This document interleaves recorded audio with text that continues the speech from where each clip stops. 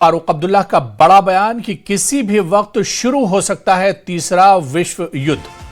भारत सरकार जारी करे आधिकारिक बयान, ईरान पर अमेरिका की कार्रवाई ठीक नहीं है। डॉक्टर फारूक अब्दुल्ला का बड़ा बयान कि लोगों में ईरान में हमले के खिलाफ गुस्सा है, शांतिपूर्ण तरीके से प्रदर्शन करें लोग।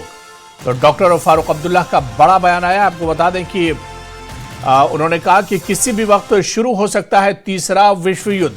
भारत सरकार जारी करे आधिकारिक बयान, ईरान पर अमेरिका की कार्रवाई ठीक नहीं है। फारूक अब्दुल्ला ने कहा कि लोगों में ईरान में हमले के खिलाफ गुस्सा है, शांतिपूर्ण तरीके से लोग प्रदर्शन करें। ये दुनिया की जंग शुरू हो जाए, थर्ड वर्ल्ड वॉर हो जाए, कोई पता नहीं।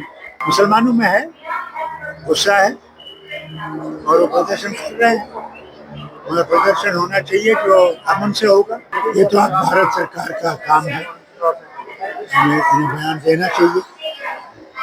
वो एक इंडिपेंडेंट मुल्क है, उस पर आक्रमण किया है अमेरिका ने और सोचना ये गलत है किसी देश के ऊपर अपना कब्जा करना। वेनेजुएला पर भी यही किया और अफसोस है।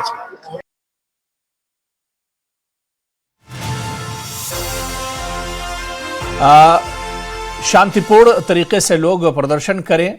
और इस बीच आपको बताते चलें कि एनसी प्रमुख डॉक्टर फारूक अब्दुल्ला ने बड़ा बयान दिया है, लोगों से शांति बनाए रखने की अपील की और कहा कि किसी भी वक्त शुरू हो सकता है तीसरा विश्व युद्ध।